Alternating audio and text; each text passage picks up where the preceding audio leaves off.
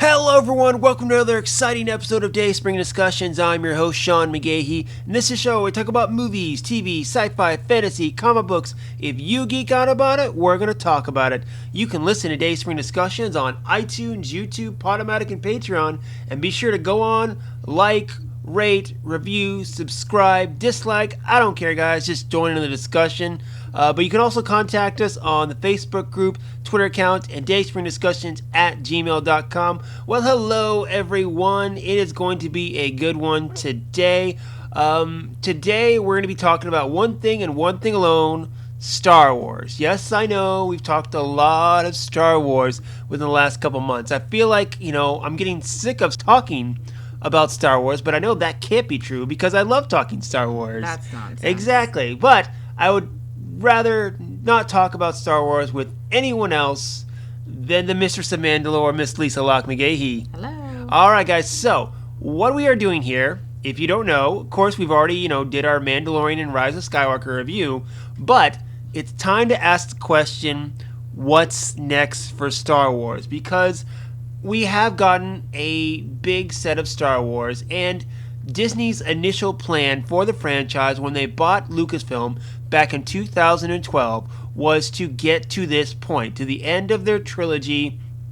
They've had some bumps in the roads along the way, but they now have one season of the first ever live-action Star Wars series. They completed the trilogy they set out to make back in 2012. That started in 2015, I guess.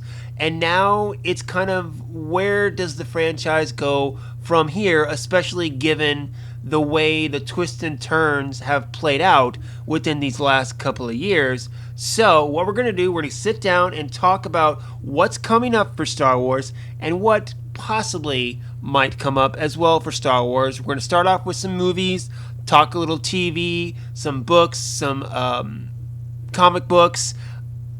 Really not much in video games, mainly because we're not much big gamers, of course. And from they what don't have that many. They don't have. Games. I don't think there's really any video games on the horizon that they really announced, because they just came out with Jedi Fallen Order. So we may hear about something. But anyway, we're gonna talk Star Wars, guys, of course. So sit back, relax, and enjoy. So Lisa, you ready to rock this? I'm ready. Okay, so obviously, let's start off with the movies, because that's what Star Wars has been for 42 years now. It's been a film franchise. Now, that could be changing on the horizon. Just way that entertainment is changing in general, I think. The way people like to consume their media is changing. So, to stay alive, franchises have to adapt with that. As far as the movies, we've gotten to the end of the Skywalker Saga, at least as we know it.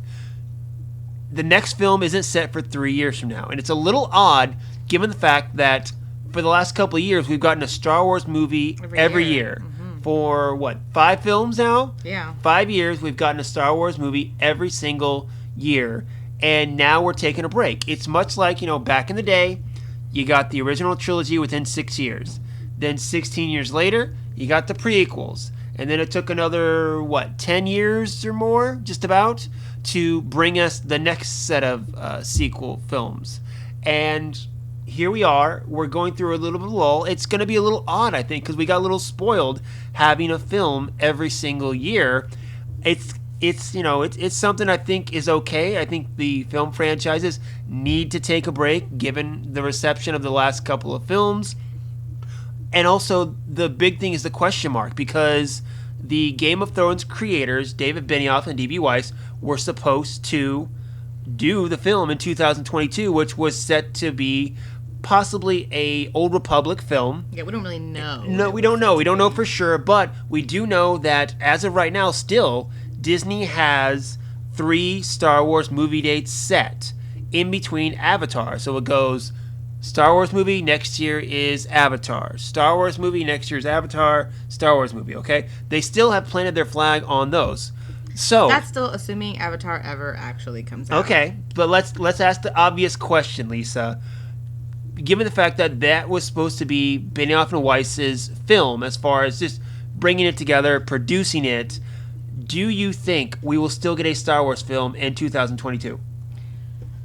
I mean, I think there's enough time Yeah. to do it. So, I mean, I think it depends on, and this kind of goes along with our whole overarching conversation today. I mean, from my point of view in the conversation today is I feel like where Star Wars' strength has been since Disney bought Star Wars has not been the films. Mm-hmm. Their strengths have been the books, have been the comics, have been the TV, the animated shows, as well as now with The Mandalorian. And I think they're going to have to try to take a good look at why was that? What is it about the comics and the books and the television that's working where the films is not? And I'm hoping that they'll look at, particularly with The Mandalorian and how well it has done and the reception that people have to that, and then come up with some kind of good plan to make the next film work. So you mentioned Mandalorian, and what I think, and what I've kind of heard, people talk about too, is one of the faults in this last trilogy, or this last set of, films Disney has come out with, aside from the fact that it's, been chaotic and no real control by one person in it, is that with this new trilogy, it relies so much on old characters, old storylines, where The Mandalorian, yes, it's in the Star Wars world, but it's all new characters. Mm-hmm. These are people that, yes, it's set 5 years after Return of the Jedi, but the way it's played out, it really doesn't matter almost. Yeah, but I don't think that's the fault with the movies. I think the fault with the movies is that there was no cohesive vision. Well, I think, but also there was too many people with stirring the pot. There were so many fans uproared about how, Luke's story ended, how Han's story ended. People attached to these characters for decades and were upset, because they were so attached, and the films relied on them too much, I think. Well, maybe. I mean, possibly, I guess. But there were so many new characters that were brought on in those films. I mean, I still think that was not the biggest problem. The biggest problem, I think, was that they gave too much creative control to the directors in terms of scripts. There should have been somebody writing the scripts for the 3 movies. One person or one group of people writing all 3 scripts. And one of those people should have been someone from the Disney Story Group, period. Then I think it wouldn't have mattered, because then the people... You mean the Lucasfilm Story Group? What did I say? Disney Story Group. Yes, from the Star Wars. The problem was there probably was Disney Story Group. Right, it wasn't the Star Wars, is my point. I mean, I think that's the problem. Honestly, I don't think it had... Because I think if they had that happen, then I think what they did, whatever they chose to do with Luke and Leia and Han, would have been better received, because it would have been somebody who had been living those characters, who knew those characters. It wouldn't have been somebody who was trying to do something different, or trying to, maybe they would have been a little bit safer and gone with what they know. It's just like, that's why I think that, for example, Ahsoka. Okay. I think that's one of the reasons why Ahsoka's stories go so well, is because there's one person who figures out what her plan is, and that person knows her, and that person knows what she would do and how she would behave, and then they write it that way. Where it's like when you have too many people who are all saying, well, I think this person would do that, and I think this person would do that, but the person who is really knows those characters isn't the one setting the plan. I got you. I totally understand. I think that's why Mandalorian is working. Yes, it's new characters. Yes, I 100% get that. So they have a little bit more creative freedom. But, Favreau has been the one who has decided, ultimately, what's happening. Even though there's been other directors directing the episodes, Favreau is in charge. Yeah, as it should be. Right, yeah. Exactly. And he's working with Filoni, who is from the story group. So, I think that's one of the, that is my opinion, is that's why the movies didn't do very well. Okay. So if they were to change their plan, if they were going to do new movies, I think they need to have one person or 2 people. They need to have a specific group writing. If they're going to do a trilogy or whatever, there needs to be someone from the story group involved, and it needs to be one consistent person writing the script. And I think they learned that lesson, a harsh one, to be honest too. But I agree. Again, there are rumors they were talking Old Republic, but honestly, I would love Old Republic. It's okay. At this point, you either go forward or you go backwards. I think we need to go back. And I think we need to go back. You go back 1,000 years or so before, say, the Phantom Menace, completely detach it, but also get what, people like the rebellion. They like, the politics involved. Yeah, but people like the Jedi. But it's Jedi and Sith. Yes. And again, what, some fans want, myself included, are what you see in the Old Republic video game, which is a bunch of Jedi rushing at a bunch of Sith and just fighting the fuck out of that battle.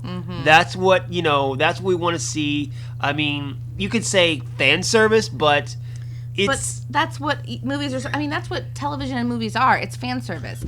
If you're not playing to the fans, who's going to watch and enjoy your shit? Yeah, that's true. The fans need to be the ones who... That's why I don't understand when people always talk about fan service. That's what it should be. If someone's making a movie that they like and only they like it, what good is that? You want to make something that the fans are going to like, something that people want to see. It's like the whole Scorsese nonsense about how he doesn't watch those movies because they're not film or whatever. They're not artsy enough for him. Well, you know what? The fans like that shit. Audiences are watching those movies more, bud. Sorry. Right. That's what film is. I mean, if you want to be an artsy-fartsy and you want to make a film that only 100 people want to see, knock yourself out. But you're not going to make any money. And the movie industry is here to make money. Yep. That's their goal. So fan service should be what they think about. That is what they should do. I never understand it when people are talking about fan service like it's a bad thing. I mean, I don't understand it. Is it just me? Like, am I crazy? No. I mean, it can be a good thing, but it also could be a bad thing.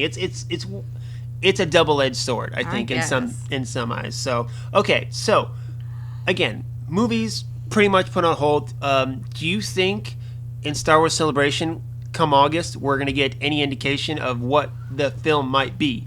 I mean, I think we'd be about 2 years away. I mean, possibly I think if we got any kind of information, it would be something super vague, like perhaps, yeah, we are gonna do something. It's gonna be Old Republic.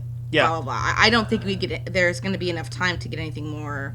Yeah. More specific. I mean, I think, with 2 years beforehand, you got to think they got to have a director attached. Well, maybe. I mean, at least I'd hope, because that's what it was.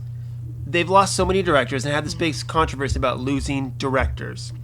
What they need again, get your story set, get your tale that you want to tell. Then find your director who can tell that and has a unique vision to tell that story. And if it is a trilogy or a series of films, have someone, go all the way through. Not director, but at least writers. Well, I think that's the thing. I think we need to start not starting with the director. We need to start with the script. Start with a script. The story group, Disney, Lucasfilm, they need to come up with what they want the next set of stories to be. Then they need to get people together to write the scripts. Then find a director. Like, I think that's what we're getting too much in this, find a director and then write the script. It's not the director's job to write the story. Yeah. It's Disney and Lucasfilm's job to write the story. This is Disney. This is Star Wars. Like, if you want to, pull in some director and be like, hey, I kind of want to make a story based on this book that it was popular 10 years ago. Do you want to write the script too? You want to get somebody in and do it? Sure, knock yourself out. This is Star Wars. Like, the directors don't need to be writing these scripts. Sure, if they want to get in and make some changes later with the story group involved, sure. But the scripts need to be done first. I think that's what they need to fix. So, yes, maybe if we have a script ready and then they bring on a director. An outline. That's all I want. Outline. I guess. Tell it. If it's a trilogy or a series of films, make sure you have a definitive beginning, middle, of end outlined out, and then you find your person who can make it happen. I guess. So, all right. Well, let's take a break from the movies, because really there's not a lot to say except for speculate on 2022, which I'm sure we'll do lots of between now and then. Except I hate speculation. Of course. Anyway, so let's move into TV. So, as of right now, we do have a current Star Wars animated series out, Star Wars Resistance. It's on its second and final season. They have not taken any breaks for the holiday season like a lot of shows do, and it's supposed to be done pretty much by the end of next month, which is, a little odd. So I, watched Star Wars Resistance. As a whole, I really enjoy it. The overall plot points and story points, the overall story of it all, I really enjoy. But it's so catered to a younger audience than what Clone Wars and Rebels are. I mean, it's pretty much like Clone Wars Season 1, because there's a lot of episodes where the main character, Kaz, gets into like these hijinks and then he has to find his way out, where it just has, no reference to reverence. Did I say reverence? Yeah, is that what you were trying to say? Yes. Okay. It has no reverence to the overall story point, and it just seems like, slapstick comedy. It's like, You mean, we're trying to mean relevance? Relevance? I think that's what you were trying to say. Reverence doesn't make sense. Okay. Anyway, whatever words she said, that's what I'm trying to mean. Okay? But overall, I do enjoy the story points of it. The fact that it's only getting 2 seasons, but it makes me believe that something else is on the horizon. Like, probably within the next year, we're going to get an announcement of what the next Star Wars animated series is. Now, whether it's going to be in Disney XD or Disney Plus, that's kind of a question. That's still 2 separate things? Yeah, exactly. I mean, they shouldn't be. I think they... Yeah, why in the world do they still have Disney XD? I don't know. Shouldn't it just be Disney Plus now? Well, why do they still have television when there's, streaming services out there? That's also Honestly, true. that's another question to come up that we can't really have time to answer. But anyway, on this one, I'm looking forward to how it ends. And honestly, I'm enjoying it. So that's really all I can say, especially now, Season 2, where at the end of Season 1, you saw the events of The Force Awakens. Yeah, well, Hosnian Prime. Because the main character Kaz is from Hosnian Prime. He saw the speech that Hux gave and, saw his world destroyed. At the beginning of Season 2, they go to try to find the Resistance, and they find their old base that was destroyed, at the beginning of The Last Jedi. So we can assume the events of Season 2 are taking place either, right after The Last Jedi, pretty much in between Last Jedi and The Rise of Skywalker. I'm curious if at any point it's going to sync up to where maybe they find the Resistance and maybe they're in the last battle of The Rise of Skywalker, although I don't think time is moving that quickly. I think it'd be cool to match that up. But, we'll see how it goes. But anyway, I don't recommend Star Wars Resistance, to be honest, for, adults. Unless you're a hardcore Star Wars fan and just like to, go back and live in that world. There are episodes, like if you took Season 1 and watched the first couple episodes and then watched the last couple episodes where the story actually matters, I think you'd be okay. But anyway, that's kind of Star Wars Resistance. But the main TV series, of course, we're here to talk about is the Clone Wars, returning in February for Season 7. Dave Filoni and his team get a chance to wrap up what was left undone several years ago. And, it's, I think, 12 episodes is what we're going to get, 13 episodes. Not nearly enough. Which we're assuming is going to be the Siege of Mandalore, mainly, among basically getting Ahsoka from when she walked out of the Jedi Temple to on Mandalore, fighting Maul once Obi-Wan and Anakin have rushed off to save the Chancellor. Do you think it's going to be weekly, like The Mandalorian was, or are we getting them all at once? Oh, I don't know. I hadn't thought about that. Oh, man. I think Disney Plus, all their original series have been weekly. So I would much rather, because I love the weekly stuff. Like Netflix, I was just talking about this today with Catherine, we were talking about shows, and when Netflix first came out and they released all their episodes at once, I get it, it was nice, but it was just mainly the way to set them apart from everyone else, like regular TV. Now I feel like if there's a popular season of a show coming out, you have to rush to watch it all before you jump online and people are, posting spoilers or anything like that. That's true. With weekly, you get, a slower burn.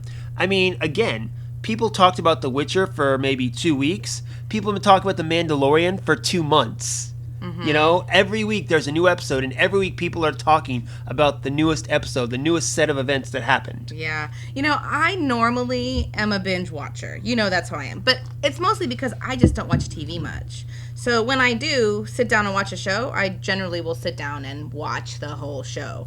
But with Mandalorian, how we went through and it was like every week we would wait till you got home, and even my mom was like, okay, we're time to watch. And, I'm not going to lie. I kind of like doing that. I kind of hope that they do I want weekly. Oh, yeah. It makes it an event. Every week it makes it an event, Mm-hmm. It's not something where you sit down and, waste the whole day sitting there. You can watch one episode and then move on with your week. Mm-hmm, mm-hmm. That's what I like, the weekly episodes.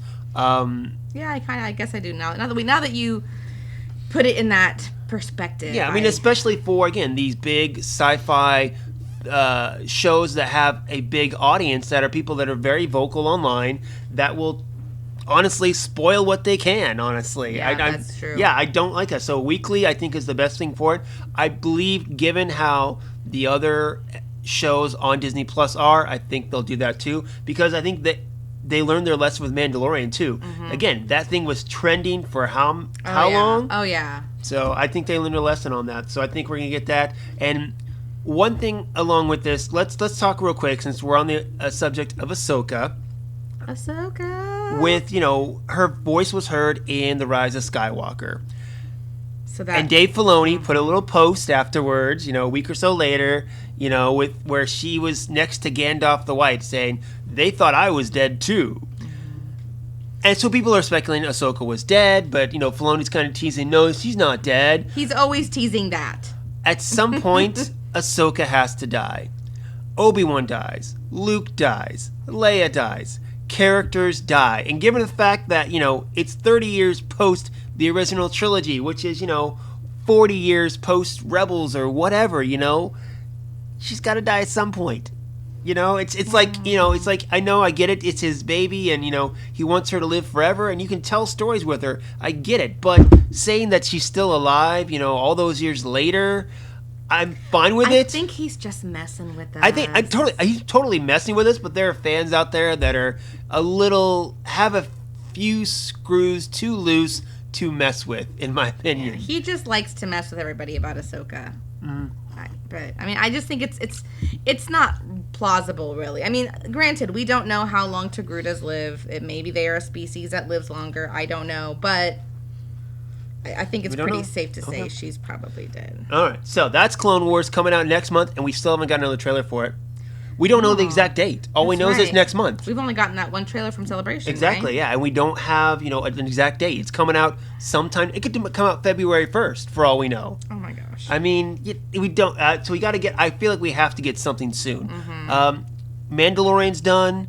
Rise of Skywalker's done. Their next thing is Clone Wars in regards to Star Wars. So pump it up, It's time. Yeah. It's time to pump up this finale that has a huge fan base of Star Wars fans on it. I mean, they just gained another one with JR. So yeah, I know, right? And people are going on Disney Plus and watching Clone Wars because of the backstory of Mandalore, the Mandalorians, among other things. I mean, it definitely, like, we talked about this when we talked about the Mandalorian. I mean, I think you'd have to be pretty, it's pretty obvious that the way that they ended the Mandalorian specifically had to be to get people psyched for the Clone Wars. I mean, with the Darksaber, it had to be. So there's got to be something coming. Maybe what they're doing now is they're going to let that whole Darksaber thing kind of slow burn for a little bit, so everyone has time to go back and watch some of the Clone Wars. Well, I think because the first couple episodes is going to be, they're not going to jump right to Mandalore. You have, Oh yeah, we have to get Ahsoka back. Yeah. She's at what do you call it? Like Crisis of Faith is what they call it. Yeah. Where she's got to get back into fighting mode or something like that.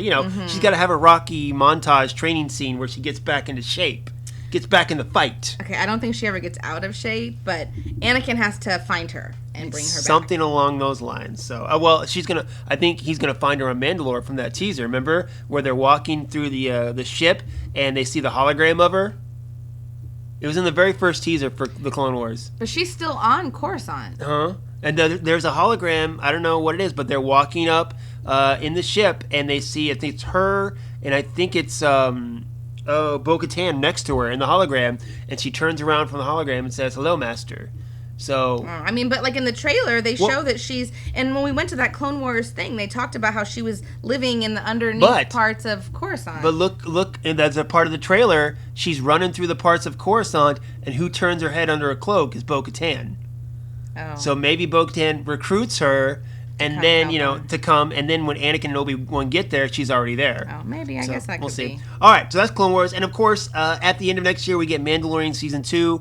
I think we've talked enough about Mandalorian. Yeah. Needless to say, a lot of people are excited for it. A lot of people are disappointed. They have to wait a whole year for the next season. Guys, seasons are 1 year. That's how it is. That gives the rest of us time to watch other things, which I'm happy about. So that is coming. Not to mention, since we're talking future Star Wars, Obi-Wan series is coming, and Poe Dameron's not Poe Dameron, Cassian Andor series is coming. Yeah, is what it is. They'll start shooting this year, probably not till 2021 is what we're getting. So that's kind of wrapping up TV as far as we're going to get. I believe, I have no doubt, within the next year, we're going to get some announcement of some new Star Wars animated series. No doubt about that. We got the other two on the horizon. Mandalorian. I'm curious, what do they have up their sleeve? I think for the next foreseeable future, I think they'll be okay though, because if you continue the Mandalorian, and then say you get a couple seasons out of Cassian Andor, a couple seasons out of Obi-Wan, whatever, I think it'll keep people's interest on screen for Star Wars until 2022 when the next film comes out. As long as they keep doing stuff that's good. Which, I mean, so far Mandalorian it's good. So, I mean, if they keep it up. Yeah, okay. And that'll keep Star Wars alive, at least for the general fans on the big screen. So, there you go. All right, guys, so we're going to move into books, one of Lisa's favorite things. And the first book that I think we'd be interested in released is going to be the actual Rise of Skywalker adaptation, the novelization. Okay. They're calling it the expanded edition, is what they're calling it. But it's being written by Ray Carson, who wrote Most Wanted, the one with Han and Kira, is what it is. So that's going to come out March 3rd, excuse me. And I'm excited for it because I just got done reading the visual dictionary, and I was hoping that it would answer questions, fill in plot holes, and it didn't fill in that much, actually. If anything, it made me more mad that stuff wasn't in the film, that stuff wasn't explained enough. So, thing I like, and I've done this for, since I was a kid, where I would watch a movie, and then I would read the book of it. You get, like, what I call deleted scenes, you get inside the characters' heads. Obviously, when I read this book, I want an explanation about Palpatine. I want to know where he's from. I want to know what happened. How did he build this fleet? All that stuff. You think that they're going to do that? I mean, if they're going to tell it anywhere, it's going to be in the damn book. I guess. Where they have time to explain all of it. So that's what I would not hold my breath. I probably won't, but that's... For a Palpatine explanation anyway. Fair enough. Okay. All right, so the next book that we would probably be interested in isn't really a book, but is The Art of Star Wars Rebels, and lo and behold, wouldn't you know, it comes out on my favorite day of the year, March 17th, St. Patty's Day. So this book, I heard about this for a while. It looks pretty cool. It's not one of those books where, it's got a story and you read through, but just seeing Rebels art again and owning some of it, putting it on the bookshelf. I mean, we love Rebels so much. Next to the visual dictionaries and all that stuff. That'd be a really cool addition to the library, I would think. For sure. Our Jedi archives, as I would call them. Is that what our office is called now? I think so, too. And I know there's a couple things where you get, like, a couple of inserts. Like, here, look at this insert here, if I can bring up the picture. I mean, you got drawings of Vader and Ahsoka there. All that stuff looks pretty cool, huh? Nice. Oh, we have that up on the wall. Yeah, exactly. Well, that's the front cover is that. Oh. Like, yeah, you look at the book here. It's the front cover we already is the have picture that of the on group. the wall. Exactly. So that's coming out on St. Patty's Day. So have a couple pints and read through some Star Wars art. Sounds like a pretty good day to me. All right. So this one, I know you're gonna have. I already have it in my wish list. May 5th, Thrawn Ascendancy, the kickoff to a new Thrawn trilogy. I am so excited by Mr. Timothy Zahn. that they're doing this so soon. I wasn't expecting this to come yet, because if you think about it, the most recent Thrawn book didn't come out that long ago.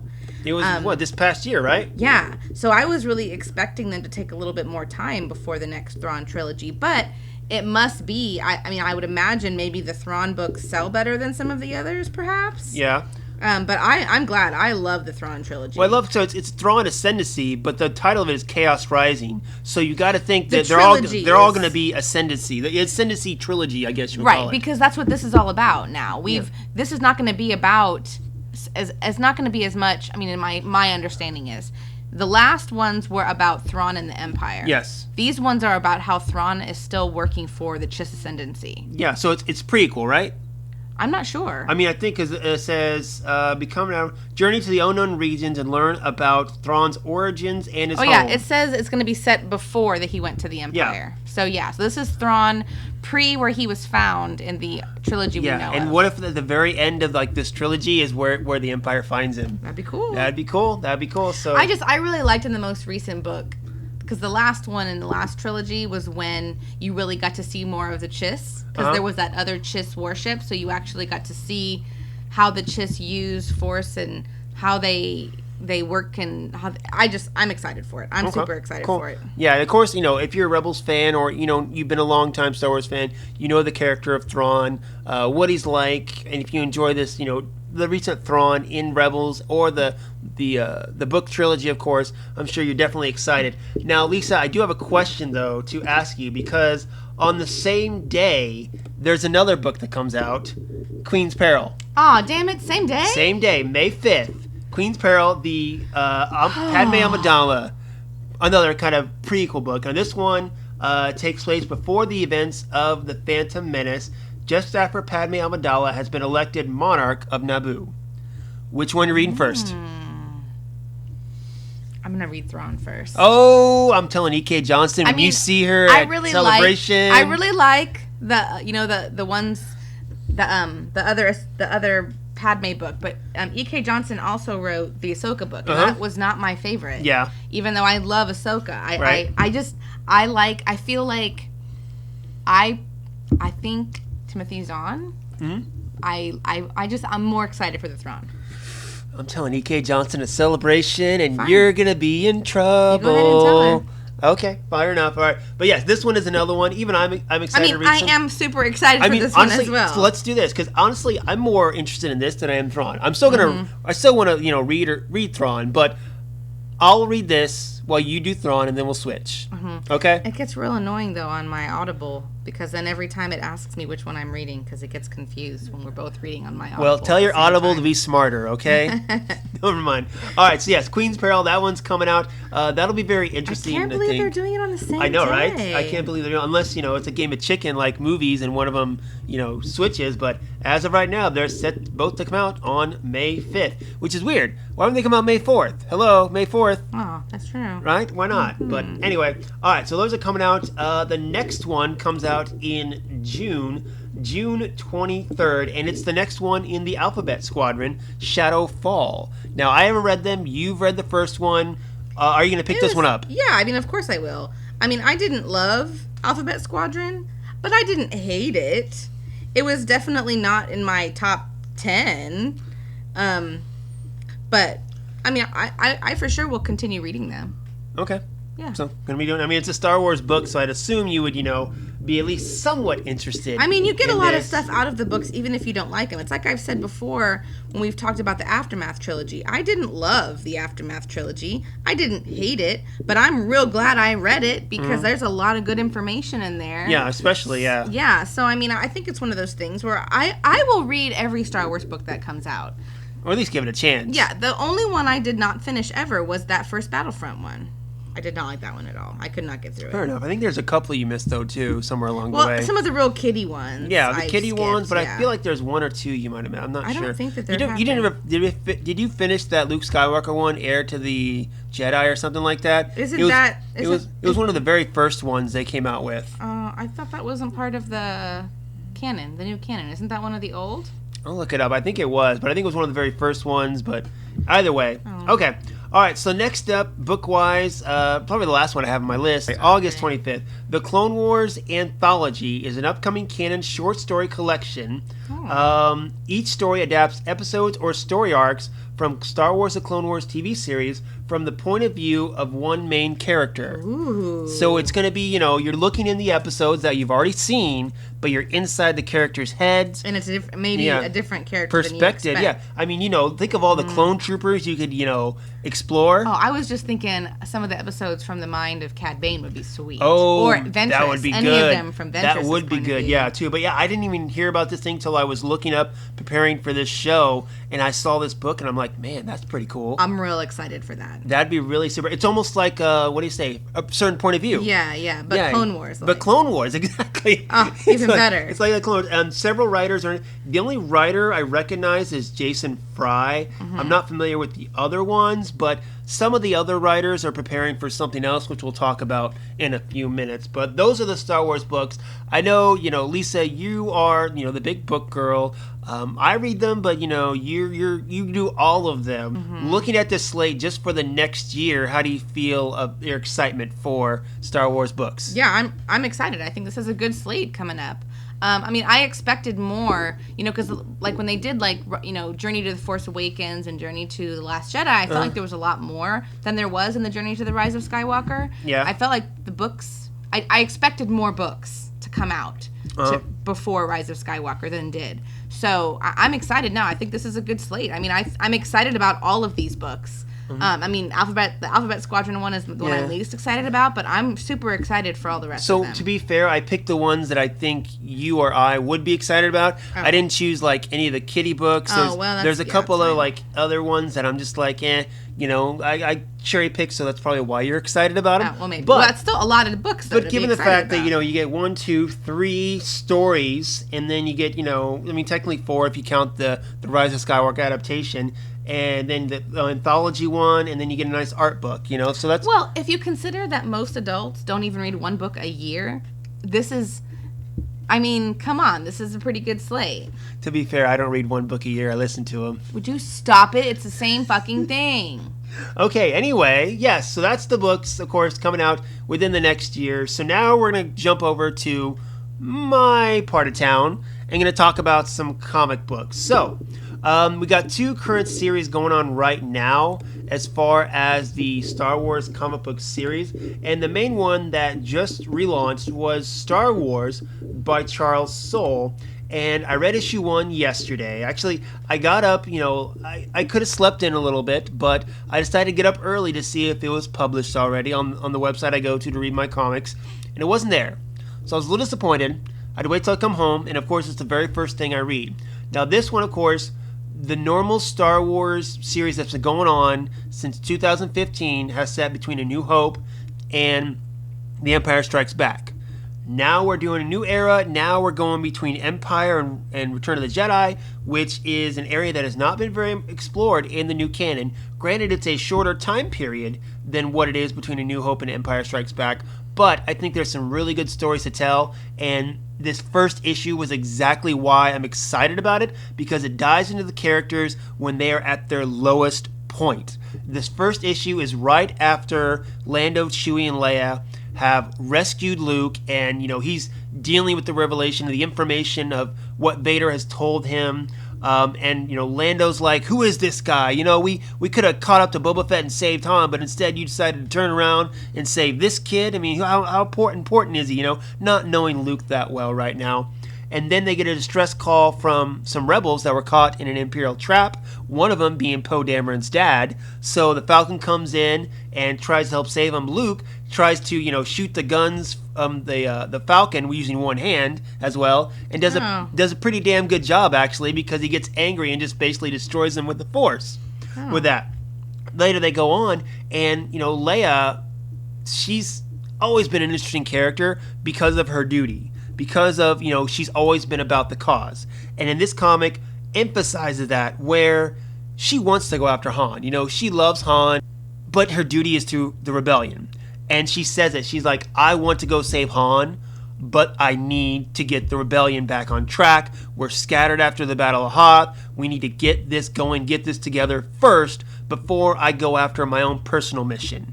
Again, great character moment for her. And then Luke, at the very end, he's in this room with R2-D2 and basically talking to R2-D2 about what he's feeling, what he's going through. He's like, not only the fact that, Vader told him this, but he's like, Ben lied to me. Did Yoda know? Yoda couldn't have known. Yoda wouldn't lie to me, but Ben knew, and he didn't tell me. What am I supposed to do? It's like, and he talks about how ever since that moment when he met Obi-Wan, and Obi-Wan said, no, you have to train in the Force to become a Jedi. Ever since then, it's been all about Luke. That's all Luke has ever been working towards, is to become a Jedi. And after that huge mistake, that huge failure on Bespin, he's like, if I can't become a Jedi, who am I supposed to be? Mm-hmm. And again, having that crisis of faith, those character moments, and they are so juicy. And that's only issue 1, and I love it. So good work, Mr. Charles Soule. Good work. That was a lot to happen in one issue. Well, just like I said, it's just the motion, the packed full of turmoil. It was good. Okay, so I'm done talking about that. All right, so jumping to the other one that's going on right now is the Rise of Kylo Ren. Issue 1 is already out, guys. The second issue is coming out, I believe, on the 15th. This one, of course, chronicles kind of the downfall of Ben Solo. We start off issue 1 with, his confrontation with Luke that we saw in The Last Jedi. After I read issue 1, which came out a couple days before The Rise of Skywalker, I knew, well, looks like he's getting redeemed in Rise of Skywalker, because you come to find out, number 1, he didn't kill all those Jedi. Mm-hmm. He didn't blow up the temple. It wasn't him at all. We don't know who did it yet, but he came out, and the temple exploded, and people started dying. And then some Jedi are coming back from a mission, see him and a bunch of, fire, and they assume he did something, so they start to chase him down. He runs to the person he trusts most now, which was Snoke. Mm-hmm. And it totally makes him look like a victim, is what it comes down to. Mm-hmm. And then in the storyline, too, you bring up the Knights of Ren, which is more, time they got than all 2.5 hours of The Rise of Skywalker in one issue of comics. And at the end, he wants to go hunt them down. We see there's some kind of, past between Luke, Ben, and the Knights of Ren, which, it seems like from the cover of issue 2, we're going to get answers for that. But again, just a nice one. We've always wanted to know what happened to Ben. How did he meet up the Knights of Ren? How did he become Kylo Ren? This comic is going to tell it. So if you want to know that story, guys, pick that up. Now, going along with the new relaunch of the Star Wars comics, because honestly, they needed a relaunch. After a while there was probably no Star Wars comic that I'd be like, yeah, you got to read that. That was good. After that second Vader series ended by Charles Soule, which, by the way, Charles Soule is writing both the Star Wars book and The Rise of Kylo Ren, there was nothing really I would recommend. All the books kind of fell off after a while. They started out pretty good. I know you started off reading a couple of them, and then they fell off because honestly, they fell off. I mean, it's hard for me to stay focused to a comic anyway. There's just not enough words. Well, and they had but yeah, they had so many titles out too to try to keep up with as well. That's a part, especially if you're buying all these comics and trying to read them, it's a lot of money too for that sake. So it fell off and it needed a reboot. But the next one we get is going to be a Darth Vader series by Greg Pak. And much like how the Darth Vader series went with the Star Wars series, the original one in between A New Hope and Empire, this one also is going to take place next to the current Star Wars series.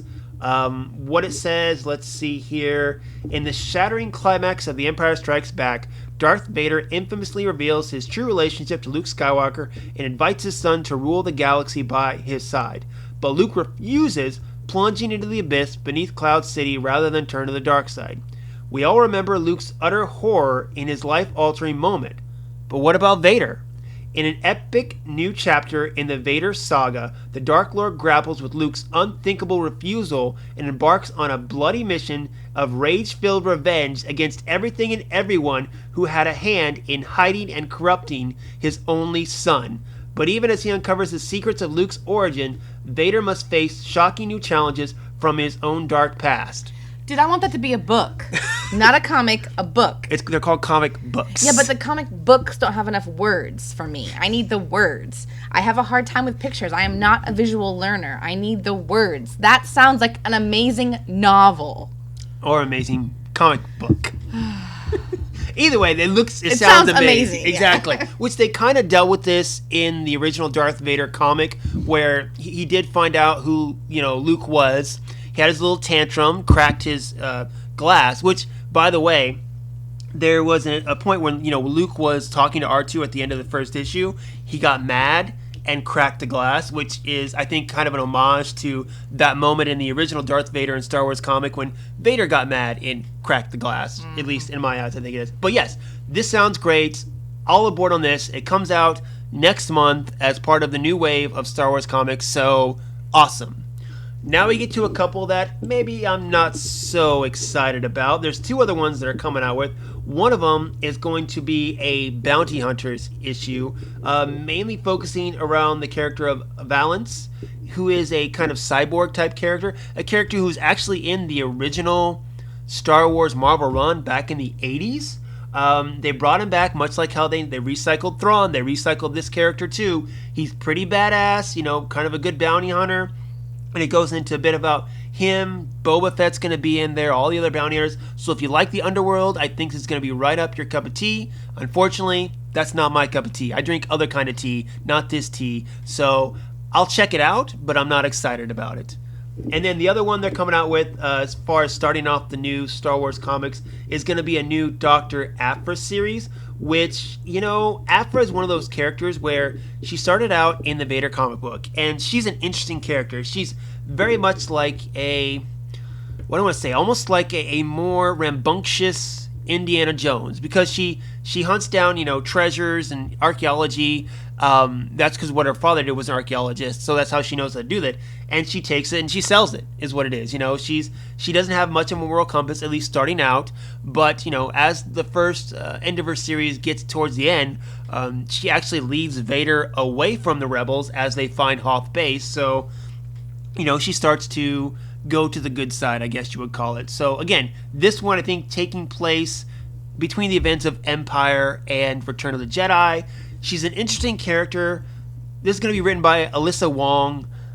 I don't know the writer, so I don't know how it's going to go. But much like any comic book I say nowadays, follow a writer and not a character. You can like a character, that's great, but following the writer, Jeff Johns, Charles Soule, Jason Aaron, all these great writers or whatever that, I really like, they write anything and I immediately like it. I never liked Thor, but now I love Thor because Jason Aaron wrote him for several years. He's responsible for the Mighty Thor, or Lady Thor as people call it, and he did a great job. And now I'm like, I like Thor now. And a great writer will do that. So I hope that these writers that I don't know that are on these books are going to be great and bring out the best in these characters, which is what I really want. So, cool? Yeah. Which ones do you want to check out? The one that we were just talking Darth about Vader that one. I think should be a book, an actual novel. It's a comic book. The one that should be an actual novel. All right, yes, so there we go. Also, too, just a little FYI, I posted this on the Facebook page a while ago. There's a nice little 15 minutes sci-fi wire documentary about Star Wars comics and about the original, Star Wars run, people who worked on it. It's interesting because they always talked about how when they first started writing, they did the 6th issue adaptation of the movie, and then they continued from there, and they got parameters of what they could and couldn't do. But as the franchise got bigger, they were told more and more what they couldn't do. There were all these people saying, no, you can't do this, and the writers were so frustrated and handcuffed about what they couldn't do in the series. It's just interesting like that. How Star Wars got bigger and the writers got less creativity. Mm-hmm. And I think now that's what it is. I think that's what it is too with the movies. With the movies or the TV shows or whatever, people come in and they come into Star Wars, but they're just guests. Mm-hmm. They're not the story group or people who are behind the big picture of Lucasfilm, and they gotta play by the rules. Chris Terrio, he had a great interview in Hollywood Reporter talking about some of the plot points that people had, or problems they had with the Rise of Skywalker. And I honestly, I don't think for one second he wanted Palpatine in the film. Mm-mm. I don't think he did, but I think the higher ups, allegedly Kathleen Kennedy's the one that made the decision, and it's much like how people who have written for Marvel, the guys who wrote Avengers Infinity War, Endgame, the Captain America movies, worked with the Russo brothers. They said one day they're sitting there working on, their second draft of Civil War. Kevin Feige pops in and be like, hey, we got rights to Spider-Man now. Put Spider-Man in this script. And that's, how it is. Mm-hmm. Chris Terrio is probably writing along and be like, hey, put Palpatine in there. Yeah. And you got to do what you got to do. It's your job. Mm-hmm. It's what you're supposed to do. And that's one thing that I know, whenever we go to Celebration, I always look for all the different panels where it's the authors that are talking, you know.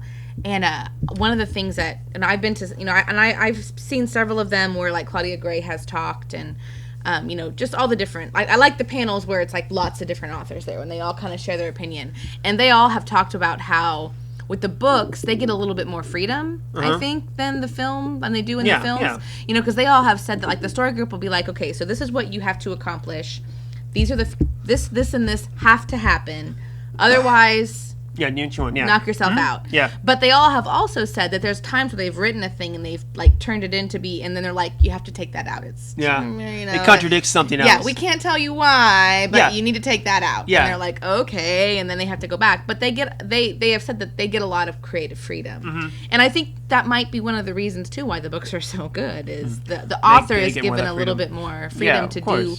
To make it's a little bit more natural, like it flows more naturally. Well, I mean, they're not under the microscope that, you know, film writers or even TV show writers are.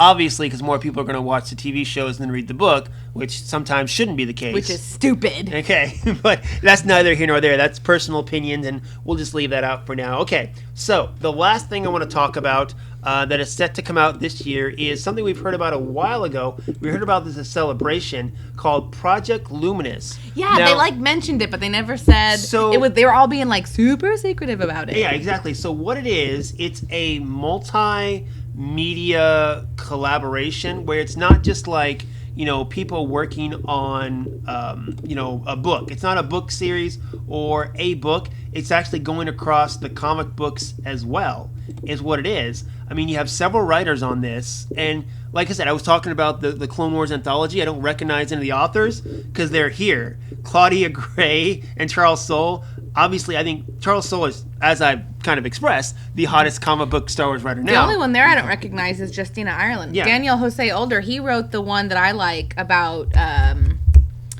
he wrote the one that has L3. Oh, okay. The one with L3, yeah, Last Shot. Okay. And Kevin Scott, he's written several books. Okay. He writes more of the kiddie ones. The ones that are for the younger group. But the only one I don't recognize is Justina Ireland. You know, where is James Luceno? I know, right? Where the hell? He wrote Tarkin. He wrote Catalyst. And then he two of the best books. So and good. You know, he's been writing Star Wars for a while. He's still my favorite. Well, he Star Wars wrote writer. a lot of the old, exactly. back in the the ones day. that I love. Right. Exactly. So where is he? Anyway, but yes, the Force is what gives a Jedi its power. It's an energy field created by all living things until Project Luminous. And again, you have Lucasfilm Press, Del Rey, IDW Publishing, which is comic books, and Marvel. So it's books and comics. We have no idea what it is. Yeah, I mean, and this is like literally at Celebration last time, which was a while ago, they were being like super cagey about what this was. Claudia Gray mentioned it several times about how they couldn't say anything. And now, even now, we get this, but that's it? Yep. Come on now. Maybe this is going to be the big thing at the next Celebration. I don't know. We'll see. I mean, I hope it comes out before August. That's true. I think. I would love for it to, you know, again, Rise of Skywalker is done. Mandalorian Season 1 is done. All we have for the next, year almost, because Mandalorian's not coming back till fall, is Clone Wars. Yeah. Gotta give us more. You know, give us more, you know, besides just 12 episodes of Clone Wars. And again, maybe we're a little spoiled because we've gotten so much Star Wars in these last couple of years, but, you know. I wouldn't mind having a little bit downtime. There's some of the books I'd like to go back and read again. I just recently reread Lost Stars. I recently reread New Dawn. Like, I like to go back and reread some of the ones. I've been thinking about going back and rereading Aftermath now that I see how much of it You talked about that, yeah. Because so much in that is relevant to what we learned and saw in the Rise of Skywalker. So I'd like to go back and reread that one and see if any more stuff kind of pops out at me this time around. But well, we will find out, of course, and August 27th this year, Star Wars Celebration in Anaheim. It'll be fun. I look forward to Celebration now all the time. I love that, you know, we get to talk with other Star Wars fans. I love that we get to do it together. And this time we're bringing our daughter. This time we're bringing Nora. You know, hopefully we can contain her a little bit, and maybe this is the push she needs to become a full-fledged Star Wars enthusiast. She did go with us and see the Rise of Skywalker. Only by, you know, the fact that her friend went and saw it. But she watched it.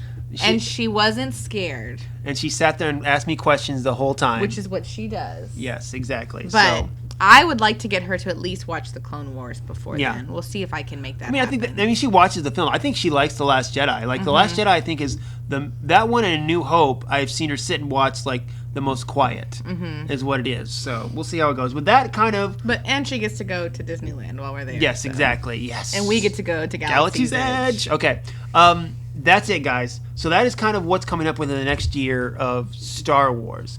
And, you know, when I talk about the future of Star Wars, I think the biggest question mark is the movies, because obviously there are lots of other stuff coming out within the next year in regards to Star Wars.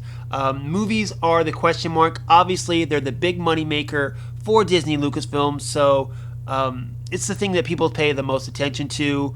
I get it, but as far as the future of Star Wars, I think at this point there are lots of stories to tell with these old characters, because there are a million characters in Star Wars now.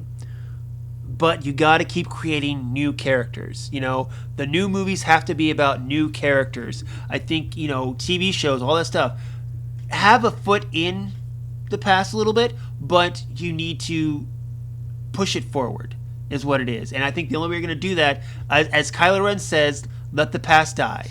But we need to go back. I think we just need to go back to where the Jedi... timeline-wise, right, yes. right. I mean, like, that's what I think. I think we just need more Jedi and Sith. Because that's what people like the best. I mean, when you see, like, all the stuff out there people buy, people don't go out there and buy Poe costumes. People don't go out there and buy, Finn. People don't want blasters. They want lightsabers. They want Kylo Ren and Rey. They want Kylo Ren and Rey, and they want Luke, and they want... I mean, that's what people want. Like, as much as the other stuff isn't interesting and important and relevant... The Jedi and the Sith, that's what people want. And I think we need to go back to that. The only battle that matters, as Maz Kanata says, between the light and the dark. That's true. It's what it is. And that's what we need to go back to. That's what Star Wars is, guys. That's all it is. Yep. All right. Well, that is it, of course. Time for you guys to fire back on the social media groups, Gmail account. Let us know, are you excited for what's coming up this next year in Star Wars? And what do you think the future of Star Wars is? What direction do you think they should go? Obviously... I'm not smart enough to answer that. Lisa's not smart enough to answer that. Maybe even some of the people that are actually choosing this stuff aren't smart enough to answer that, but they're smarter than me, so I'll let them do their job. All right, guys, that is it for today. Of course, anytime you want to talk Star Wars, you can find me, Slim Dayspring 12, on Twitter and Instagram. And that's it. I'll be back next week, hopefully with some new stuff, new goodies to talk about. And until then, may the Force be with us all.